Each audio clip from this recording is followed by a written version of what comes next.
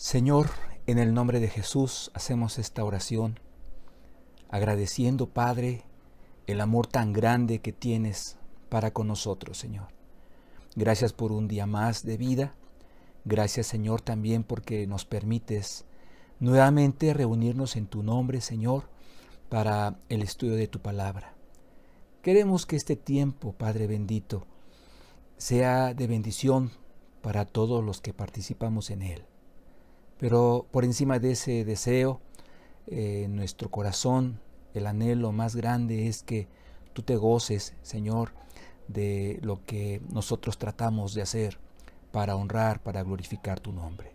Queremos pedirte que sigas bendiciendo este precioso ministerio. La Escuela de Desarrollo Cristiano, Señor, está en tus manos.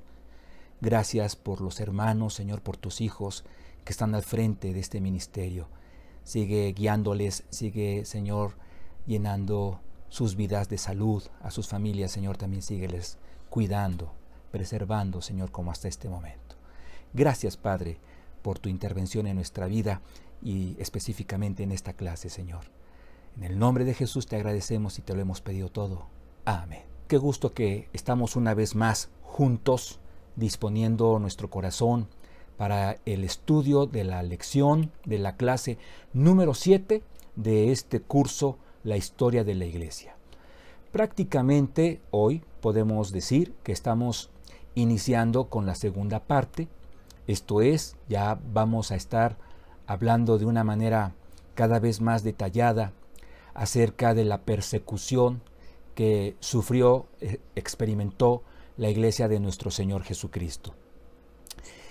Recuerde que este curso ha estado desde un inicio dividido, así lo hemos anunciado, en dos partes: la etapa apostólica y la etapa de la iglesia perseguida. Entonces, hemos ya concluido con la primera etapa y estamos ya en el inicio de una segunda faceta, de una segunda etapa en la historia inicial de la iglesia de nuestro Señor Jesucristo. Tuvimos la oportunidad de hacer referencia al canon del Nuevo Testamento, su establecimiento. Ahora, es importante aclarar que este es un tema correspondiente de manera puntual hasta el tercer siglo de la historia de la Iglesia. Nosotros apenas estamos concluyendo con el primero, cuando cierra la etapa apostólica o el periodo apostólico. Pero sí hacemos referencia desde ahora al Nuevo Testamento, a su revelación, a su escritura, a su asentamiento, a su canonicidad, porque es la inspiración, la revelación de parte de Dios para con sus apóstoles, un acontecimiento que da inicio desde la etapa apostólica. Y bueno, nosotros debemos, si queremos ser precisos, entender que la palabra canon significa caña. Por eso, bueno, decimos ahí, en los, digamos, en la presentación de PowerPoint que tiene usted en su pantalla, que el canon, la medida para el reconocimiento de los 27 libros del Nuevo Testamento, se apoyó en algunos criterios que vamos a describir, pero si quisiéramos hacer la aclaración, no estará de más que lo podamos recordar o aprender, que canon significa caña. Esto es, hace mucho tiempo no se contaba con un metro de madera o con una cinta de esta que usan los sastres, cinta métrica, metálica tampoco existía. Entonces, ¿cómo ellos podían medir las cosas? Bueno, se utilizaban cañas. Canon, etimológicamente hablando, significa eso en sí, una caña. Entonces, suponga usted, o supongamos que yo quiero colocar una puerta en esta habitación. Entonces, voy por mi caña y la coloco en el piso, y si rebasa la caña un tanto la altura de la puerta, bueno, hago un recorte para que la caña mida exactamente la longitud en altura de mi puerta.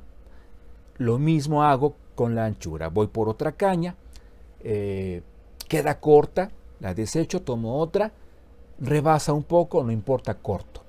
Entonces, con esas 2 cañas yo puedo ir con el carpintero y decirle, oiga maestro, quiero una puerta, por favor confecciónemela con esta altura y con esta anchura. Entonces, por eso es que el canon en sí básicamente es un parámetro de medida para determinar cuáles eran, cuáles fueron, cuáles son los libros inspirados que deben conformar el Nuevo Testamento y cuáles no. Si un libro quedaba corto en estos criterios, se desechaba. Si excedía algunos elementos, es decir, se apoyaba más en elementos humanos, la calificación que se le pudiera dar aprobatoria a ese libro, por decir algo, que su elocuencia fuera muy grata, sí, pero si no observaba los criterios esenciales, los primordiales, pues entonces quedaba fuera. Entonces vamos leyendo estos criterios, en qué consistieron, en qué consisten, cuáles son los criterios para el establecimiento del canon nuevo testamentario. El apostólico, esto es, se consideraba, en principio de cuentas, si era un escrito por un apóstol o avalado por algún apóstol. Por ejemplo, en la carta a los Hebreos, nosotros no tenemos evidencia explícita en el contenido de la carta, en su texto, de quién fue el autor, pero podemos entender que los apóstoles entendieron perfectamente que se trató de una revelación por parte de Dios y por eso formó parte desde un principio de toda esa enseñanza que la iglesia inicial iba recibiendo en el proceso apostólico. El criterio B, inciso B, el criterio de la autoridad. Esto es, el escrito debía pronunciarse directa o indirectamente como inspirado. Si no estoy mal, en el segundo libro de los Macabeos, que no forma parte del canon antiguo testamentario, en algunas Biblias se ha incluido. Nosotros consideramos que no debió haber sido así, es una opinión que damos por esto que estamos tratando de explicar. En este segundo libro de los Macabeos, al final, el autor hace evidente que es una hechura humana la escritura de ese segundo libro. Se hace evidente en palabras como, disculpen si me he equivocado, fue mi mejor esfuerzo, etcétera, etcétera. Un libro de entrada tenía que quedar fuera del canon. Podía ser un libro muy valioso en términos históricos, claro, ¿por qué no? Pero no formar parte de la Santa Biblia. Así de claro. Tenemos también el criterio de la fecha de su composición. Esto es muy importante considerarlo porque el canon fue establecido en el tercer siglo. La revelación del Nuevo Testamento fue en el primer siglo. Entonces, cuando se asienta finalmente qué libros sí, qué libros no deben formar parte del Nuevo Testamento, se hacía referencia a la etapa apostólica. Si quedaba fuera de ella, de la etapa apostólica, también se tomaba tal vez como un libro muy valioso literariamente hablando, pero no más de ello. D. El criterio de su aceptación general y lectura pública. En este concilio donde se lleva a cabo el establecimiento del canon, también se hacía un balance o una evaluación qué tanto este libro, esta carta, fue leída públicamente en la vida de la iglesia en sus inicios, qué tanta aceptación tuvo en las diferentes iglesias ubicadas a lo largo y ancho de Asia. Todos esos elementos también se tomaban en cuenta. Y finalmente el criterio de su contenido conforme a la fe. ¿Qué estamos tratando de decir? El Evangelio de Pedro, por ejemplo, difiere radicalmente en varias enseñanzas bíblicas. Su autor, haya sido quien haya sido, tuvo a bien, perdónenme la expresión, bautizarlo como el Evangelio de Pedro. Ni siquiera, creo yo, podemos estar 100% seguros que fue el apóstol el que lo haya escrito. El asunto es que aunque llevaba el nombre de Evangelio de Pedro, quienes hicieron la revisión de su contenido entendían que había enseñanzas ahí que chocaban, no cuadraban, no armonizaban con el resto de la revelación bíblica. Esto es lo que quedó pendiente, los criterios para el canon o la medida que sirvió para reconocer qué libros sí, qué libros no, debían formar parte del Nuevo Testamento, y ahí se determinó que fueron 27 libros los que nuestro Señor inspiró a sus apóstoles. Vamos ya a entrar al tema de las herejías. No es un tema agradable, pero necesario. Desde que la iglesia inicia, el diablo ha hecho un esfuerzo tremendo para evitar el extendimiento del evangelio. Cuando nuestro enemigo, el diablo, presencia la promesa de la llegada del Espíritu Santo en el Pentecostés, y empieza a ver de inmediato, se da cuenta de los efectos inmediatos de esto, se empieza a pronunciar las buenas nuevas, se empiezan a extender en diferentes lenguajes, en diferentes lenguas. Obviamente el diablo, con toda la inteligencia que tiene, entiende, considera el peligro que esto le significaba, y entonces empieza a desarrollar esfuerzos para evitar que la palabra de Dios, el Evangelio de Jesucristo, se fuera extendiendo. ¿Y cómo inicia esta acción o estas acciones en contra? Tenemos al menos tres. Una, empieza con los líderes religiosos del momento, que tenemos aquí 4 acciones muy concretas. Amenazaban, encarcelaban, azotaban, incluso mataban a los siervos de Dios. De repente todo terminaba en una simple amenaza: dejen de hablar del nombre de Jesús o se atienen a las consecuencias. A veces, esa amenaza era posterior a un encarcelamiento o a un azote. Ya viste de qué estamos hablando, a la otra te puede ir peor, deja de hablar de Jesucristo. Nada más tócate la espalda para darte cuenta de las consecuencias que vas a seguir sufriendo cada vez que se te ocurra seguir hablando de que Jesús resucitó. Y bueno, pues los apóstoles salían de ese escenario con toda la espalda inflamada, ensangrentada por los azotes, pasaban temporadas prolongadas en la cárcel, no como las prisiones de ahora, ¿verdad? Estábamos hablando de prácticamente calabozos. Entonces el sufrimiento era considerable. Todo esto maquinado por el diablo, tratando de intimidar a los siervos de Dios para que se callaran, para que dejaran de pronunciar a Cristo y su salvación. Incluso los mataron. Paulatinamente, la tradición habla de cómo cada uno de los 12 discípulos apóstoles de nuestro Señor Jesucristo, como también la tradición, subrayo, habla de la muerte de Pablo. Esto no viene en la Biblia, es decir, las formas, los días, los lugares no los expresa la Biblia, pero entendemos que murieron por servir a Cristo. Todo esto, insisto, con una autoría, la de nuestro enemigo. Por eso es que tenemos ahí tratando de representar a Esteban cuando murió lapidado por su fe en nuestro Señor. Bueno, pero no solamente se conformó con esa táctica, también utilizó otra, que es de la que vamos a hablar de una manera más detallada en la segunda y última parte de este curso. Continuó haciendo creer al Imperio Romano que el cristianismo era una amenaza para su existencia. La historia universal lo declara, que el Imperio Romano se destruyó por sí solo, por la podredumbre, la corrupción interna que había en su liderazgo. El asunto es que el diablo le hace creer a los dirigentes romanos que en ese movimiento inicial llamado cristianismo, ellos tenían un enemigo de mucho cuidado, puesto que en ellos, en los cristianos, se hablaba de un rey, se hablaba de alguien que vendría a reinar para siempre, subyugando al mal.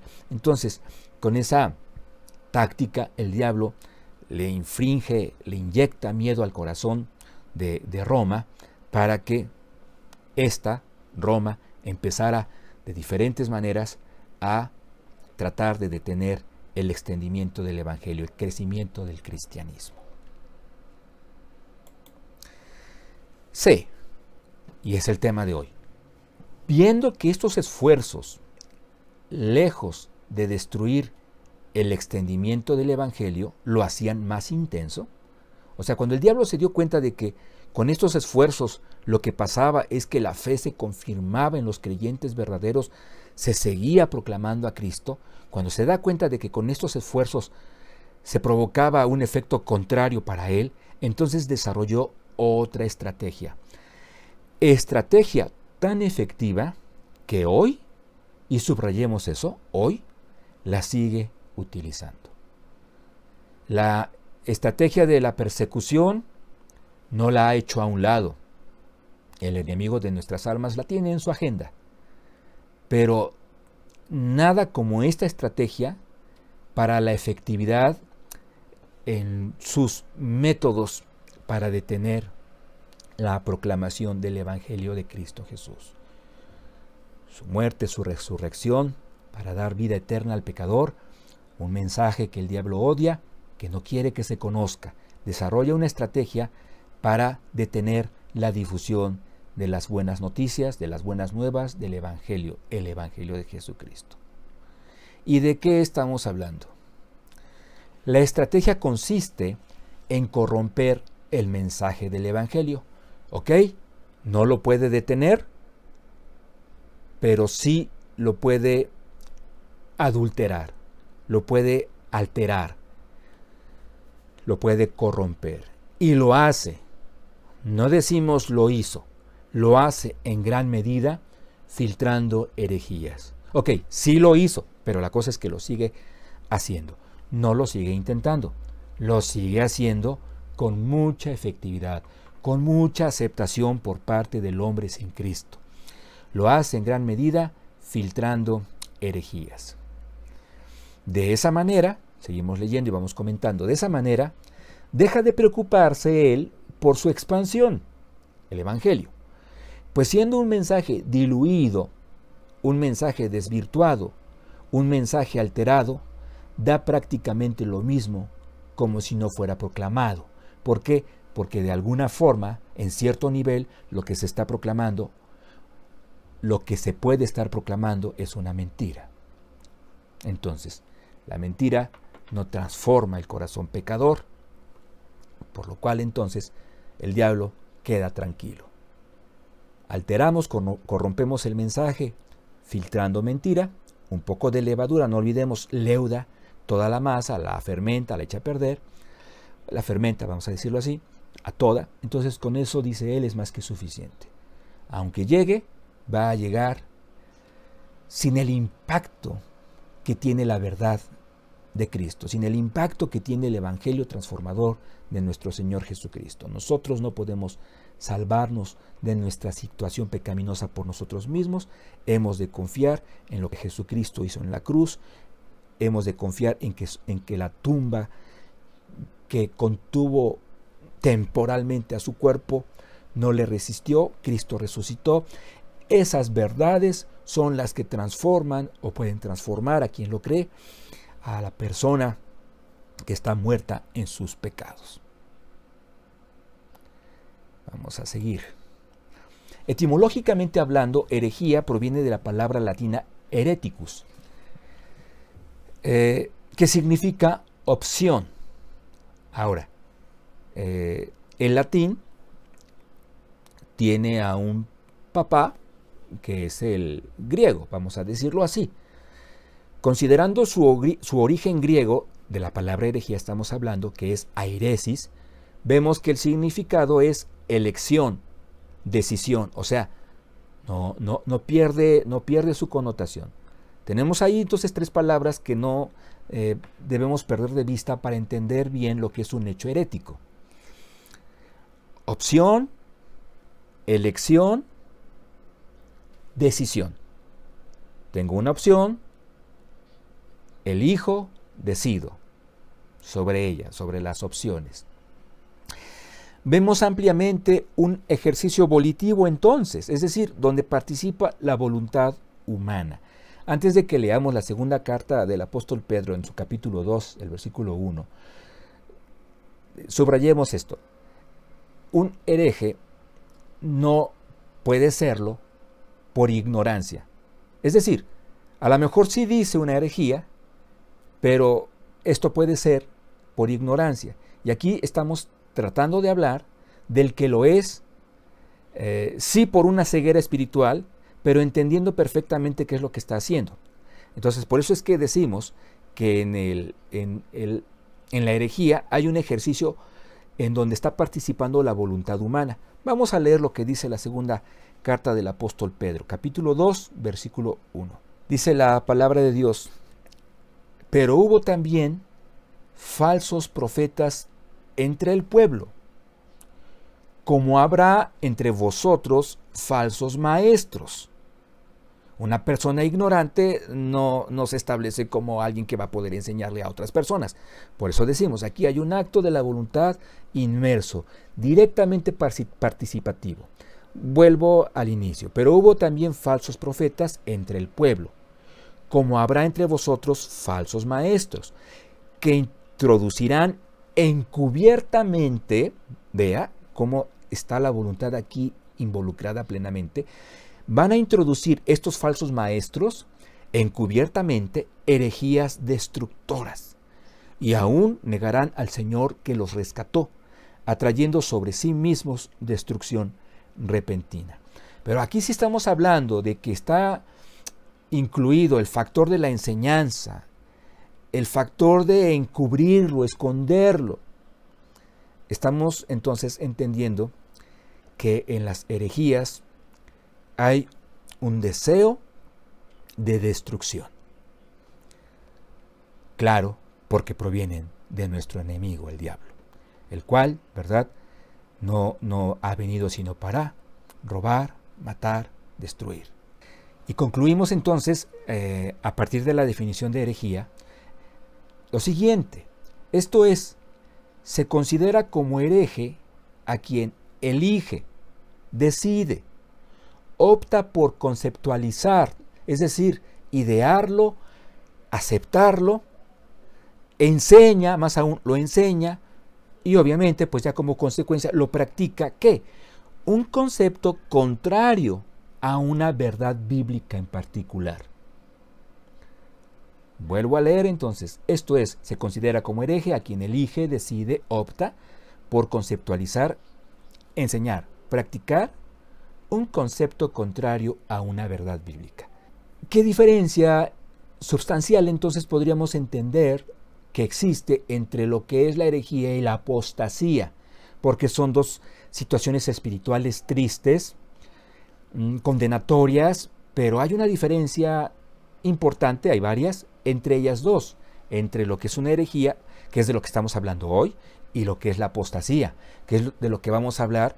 ¿Cuál es la diferencia? La apostasía es el abandono a un concepto integral religioso. En la herejía estamos viendo un ataque concreto a una doctrina de la palabra de Dios.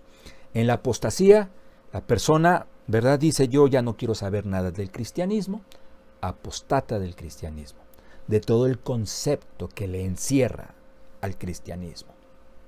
Esto es, tal vez no se declara ateo, no declara la inexistencia de Dios, pero ya no quiere saber tal vez nada de la Biblia. Entonces está apostatando de todo un concepto religioso. En la herejía, el ataque, considero, es una opinión netamente personal, puede ser más peligroso porque es un ataque a ciertos elementos de toda una profesión de fe, de toda una idea religiosa. Entonces, al hacerlo de esa manera, estamos permitiendo, lamentablemente, en el desarrollo de herejías, que estas falsas enseñanzas, que la falsedad esté mezclada en una misma promulgación con la verdad.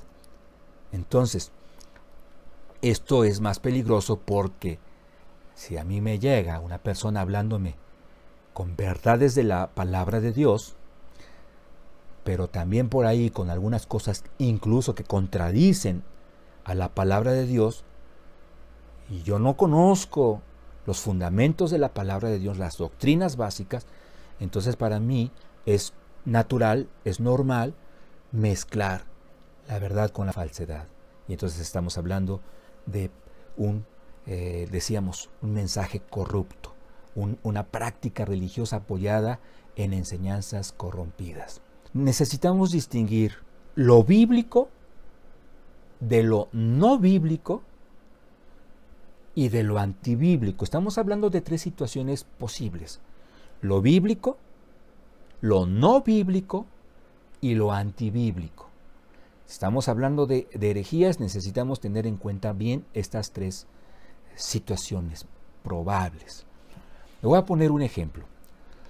Vamos a hacer de cuenta que usted y yo en la internet, de repente, ¿verdad?, nos metemos a una predicación, quién sabe de quién sabe de dónde, y escuchamos que la persona que está predicando dice: por lo tanto, mis hermanos, hago una especie de cambio de voz para que se entienda que no es de parte mía. Por lo tanto, mis hermanos, nosotros debemos, los varones, venir a la iglesia de nuestro Señor con camisa blanca y corbata roja. Blanca la camisa, corbata roja. Pienso en el River Plate, ¿no? Y las hermanas, las mujercitas, ellas, dice la palabra de Dios, deben venir con su camisita blanca, bien blanca, y la corbata deberá ser azul, hermanas. Y entonces ya pienso en la franja, pienso en el Puebla. No es bíblico lo que esta persona está diciendo, porque la Biblia no lo menciona, no lo enseña, no lo dice. Desde Génesis hasta Apocalipsis vamos a buscar y no lo vamos a encontrar. Que usted, varón, camisa blanca, corbata roja. Si eso fuera, yo ya estaría, a mí ya me hubieran corrido de esa congregación, ¿verdad? Porque no tengo la corbata en rojo. Y las hermanas, blanco con azul. No es bíblico, la Biblia no lo enseña. Pero tampoco podemos decir que es antibíblico. Es decir, la Biblia no prohíbe el uso de camisa blanca. La Biblia no condena el uso de corbata en rojo y o en azul. Entonces, eso es no bíblico. Lo antibíblico es aquello que se enseña en contra del carácter santo de Dios, en contra de su soberanía, en contra de su perfección. Esto es, si ya la persona que nos habló de las camisas de repente brinca a una situación más peligrosa y dice: porque Dios en su momento ha tenido algunas flaquezas. Dios mío, en ese momento usted y yo, ¿verdad?, apagamos la computadora, es más, la desconectamos, no queremos escuchar más de eso. Entonces la herejía entra en esta tercera categoría. Y debemos tenerlo muy presente porque en el pueblo cristiano, usted sin duda lo ha percibido, hay de repente, o hay en su momento, mejor dicho, situaciones que se interpretan de una manera distinta en torno a la permanencia de la salvación, en torno a situaciones escatológicas, pero no porque mi hermano de enfrente tenga una apreciación distinta, escatológicamente hablando, a la que yo tengo, yo le voy a decir hereje.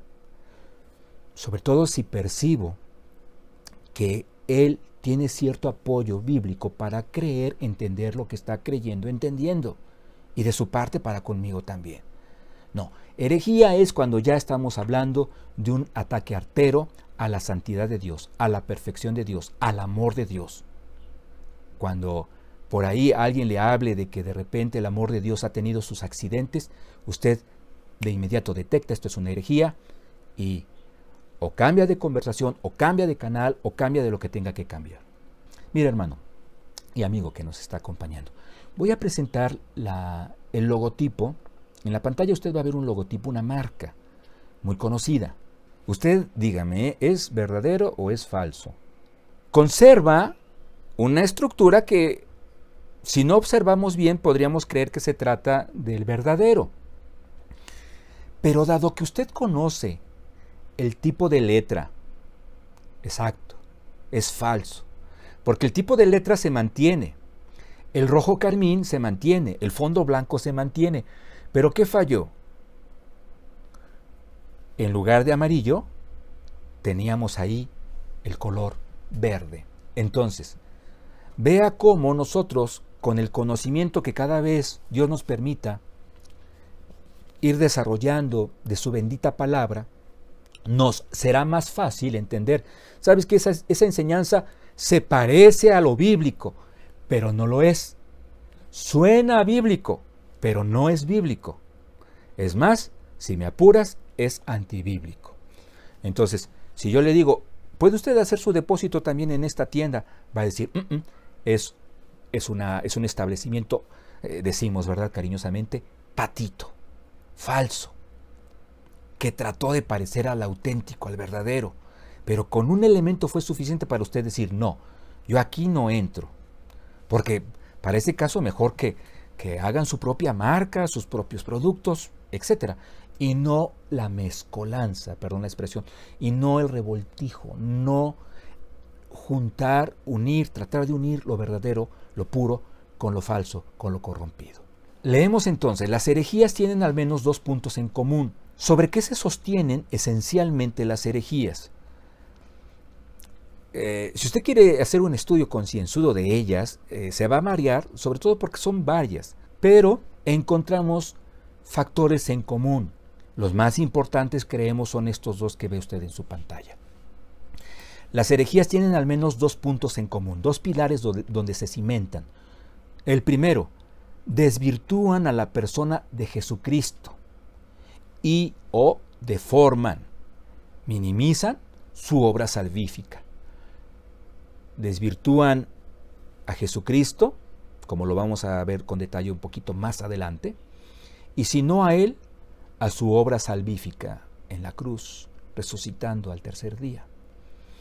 Peor aún, ¿verdad? Hay movimientos religiosos en donde hacen las 2 cosas, lamentablemente. Son herejías que son aceptadas por muchas personas, aunque no lo concibe nuestro corazón. El otro pilar es exaltan el estado o los alcances de la naturaleza humana. El estado de la naturaleza humana. Fuiste hecho a imagen y semejanza de Dios. Luego entonces, a pesar de la caída descrita en el Edén, tú mantienes, conservas parte de esa imagen, de esa semejanza con Dios.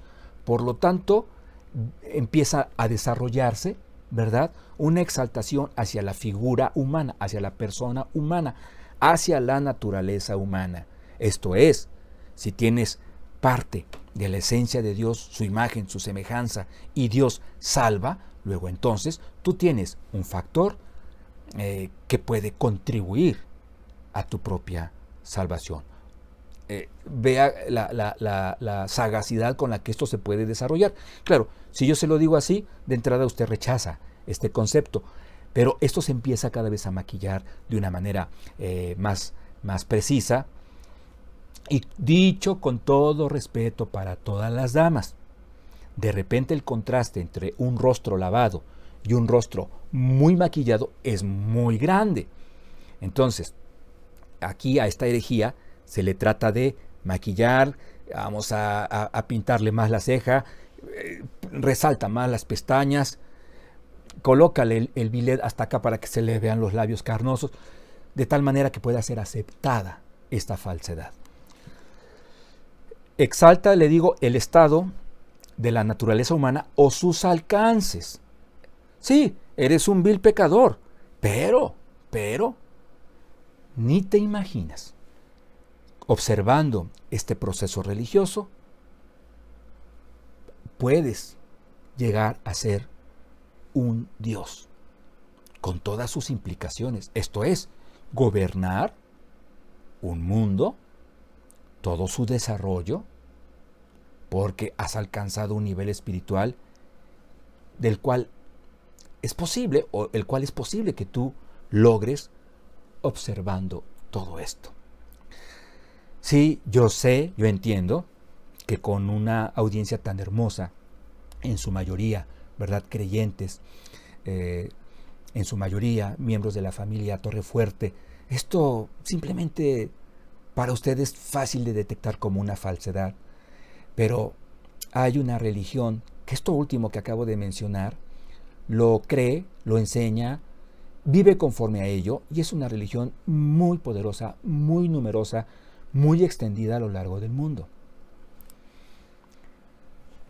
Continuamos. No olvidemos al autor de todo esto. El enemigo de nuestra alma, el diablo, desarrolló esta estrategia de las herejías, la minimización de la persona de Dios, Jesucristo es Dios, y la exaltación de la naturaleza humana. En el Edén se acerca el diablo a Eva para decirle, no moriréis. Está minimizando, está despreciando, está desvirtuando lo que Dios ya le había dicho a Adán y a Eva. No moriréis, sino que sabe Dios que el día que comáis de él, está hablando, Dios te está encubriendo, te está escondiendo algo. Pues no, que te ama. Entonces, vea la astucia diabólica tratando siempre de desvirtuar lo que Dios es, lo que Dios hace. No moriréis, sino que sabe Dios que el día que comáis de él, del árbol, ¿verdad?, serán abiertos vuestros ojos y seréis como Dios. En otras versiones dice como dioses. Para el caso es lo mismo, sabiendo el bien y el mal. ¿Por qué digo que para el caso es lo mismo? Porque está exaltando a la naturaleza humana y a su alcance, el alcance, la magnitud hasta donde se puede llegar siendo seres humanos. Entonces, si esto le funcionó en el Edén, trató de desarrollarlo para la destrucción del Evangelio, al menos su extendimiento.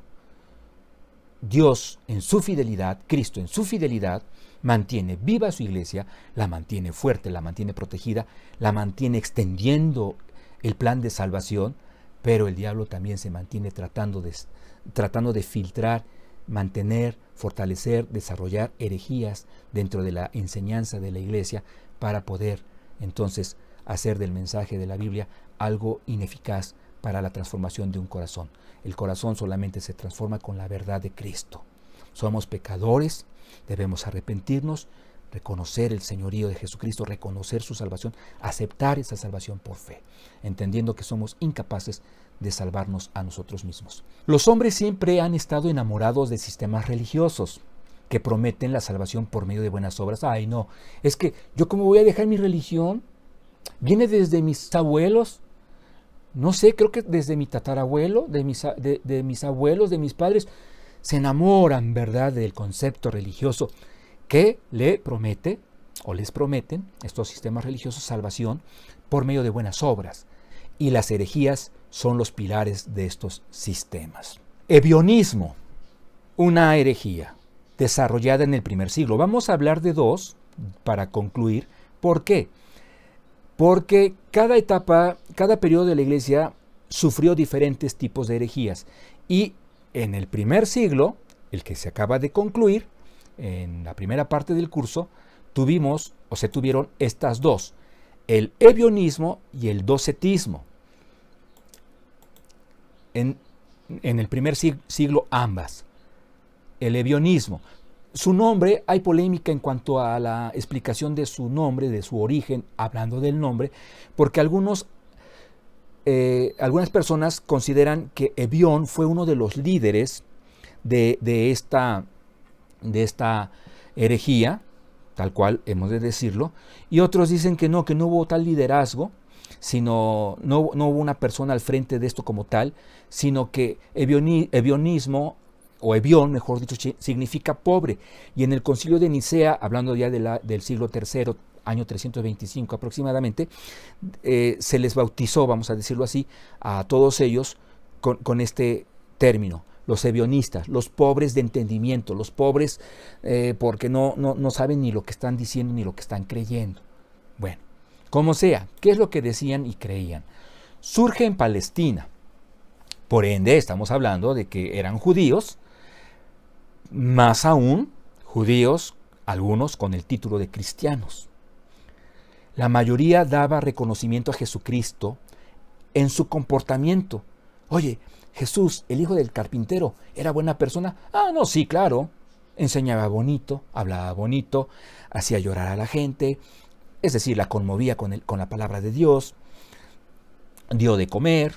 En ese sentido, se admitía un buen comportamiento de Jesucristo, pero no admitían su deidad, es decir, no admitían que era Dios. Y pongo entre paréntesis para que no se vaya a entender que en el escrito estoy hablando de que Dios era o que Jesucristo era. Era, es y será. Aclarando eso, seguimos entonces. Lo avalaban como un buen judío, observó la ley, incluso algunos elementos de una manera sorprendente, otros pues podemos cuestionar, sobre todo el asunto del sábado. ¿Te acuerdas aquella vez que sanó a alguien en sábado? Pero se le aplaudía su comportamiento, se le cuestionaba, no se ponía en duda, simplemente se rechazaba que hubiera sido Dios mismo encarnado entre nosotros, el Emmanuel, el Dios con nosotros. Rechazaban el apostolado de Pablo, y claro, ¿cómo no iban a rechazarlo? Porque Pablo, entre otras cosas, o mejor dicho, de manera muy, muy, muy especial, a diferencia de otros apóstoles, se encargó de dar bofetadas al orgullo judío. Por eso es que lo rechazaron a Pablo y a sus escritos, por supuesto, también. Note que dije al orgullo judío, no al judaísmo. Son dos cosas distintas. Pablo humillaba al orgullo judío cuantas veces podía. Entonces, por eso es que nunca fue bien visto por el pueblo judío. El apóstol Pablo, después de haberse arrepentido de sus pecados, haberse convertido a Cristo. Admitían prácticamente solo el Evangelio de Mateo. Y cómo no, si en el Evangelio de Mateo vemos una directriz muy clara, muy precisa hacia el pueblo judío, ¿verdad? Escatológicamente hace mucha mención de las promesas para con el pueblo judío en un ámbito de victoria en su momento. Entonces por eso dicen, Mateo lo aceptamos. Los demás los cuestionaban, los ponían en duda o simplemente no los admitían. Y otra forma en la que se comportó esta herejía, no distinguiendo, pongamos cuidado en esto, no distinguiendo de parte de Dios la ley moral de la ley ceremonial y judicial, no reconociendo una diferencia entre lo que es la ley moral, esto es, no matarás, está vigente, no voy a matar, no distinguiendo la diferencia entre ley moral de la ley ceremonial y judicial, judicial-civil, entonces, todo en un conjunto, no lo pudieron rechazar, no se sentían con el valor, con la confianza, con la entereza para hacerlo. ¿Por qué? Porque seguían mezclando estos dos elementos de la ley. Luego entonces, en la ley siguieron observando un medio de justificación y salvación. Esta es la esencia del problema con algunas tendencias en el cristianismo de ahora. Si nosotros no distinguimos la diferencia que existe entre la ley moral de Dios y la ley ceremonial, la que sirvió para nosotros en el Antiguo Testamento previsualizar a Cristo, entonces tenemos la ley mosaica en un solo, discúlpeme la palabra, en un solo paquete, en un solo concepto. Luego entonces, si yo digo que hoy está vigente el que no mate, pues también va a estar vigente el que observe la circuncisión, ¿verdad? Sí. Y entonces se sigue teniendo un apoyo, una confianza en la observancia de todas estas leyes para poder alcanzar la justificación, la salvación. Y vámonos al último punto de esta clase, el docetismo. Es el otro lado de la moneda. En el primero tenemos un desvirtúo, de la persona de Jesucristo, de su obra en la cruz, y aquí es lo opuesto. ¿Pero por qué? Porque niegan la humanidad de Cristo, la humanidad, no la deidad. Y bueno, ¿cómo podría ser esto?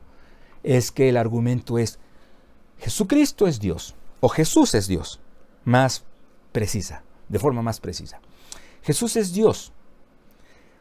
Entonces, si Dios es espíritu, Dios es santo, no puede materializarse, luego entonces, o mejor dicho, no puede materializarse porque la materia es algo temporal, es algo que se puede corromper, etc. Entonces, Dios no se puede involucrar con el factor material, con el factor humano, el pecaminoso. Entonces Él se mantuvo santo en la medida en la que estuvo separado de la materia. Herejía. Entonces, ¿qué pasó en la cruz? Bueno, su sufrimiento y su muerte fueron aparentes, fueron una visión. O sea, no que lo hayas imaginado, pero fue así como lo que ahora en la tecnología, ¿verdad? Dicen, ¿verdad?, que vamos a abrir nuestros celulares y la personita con la que estamos hablando va a aparecerse aquí y vamos a poder hablar, charlar con ella, casi como si estuviera con nosotros en ese mismo lugar. Entonces, más o menos es así como que tratan de explicar la presencia visual de Jesucristo en la cruz. ¿Qué pasa con esto? Lo tenemos escrito al final. Por lo tanto, la redención no es un hecho consumado, sino que queda solamente como un ejemplo a seguir. Puesto que Dios no murió porque fue una visualización, entonces, ¿qué caso tuvo esto?